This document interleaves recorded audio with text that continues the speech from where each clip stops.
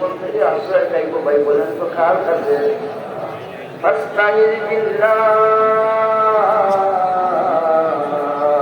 এই দুশ্মনের কাছে আমাদের কোনো আপোষ নাই। এই দুশ্মনকে আমরা বন্ধু বানাইব না। এই দুশ্মনকে তোমরা দুশ্মন ভাবো, তোমরা এই দুশ্মনকে দুশ্মন মনে করো না।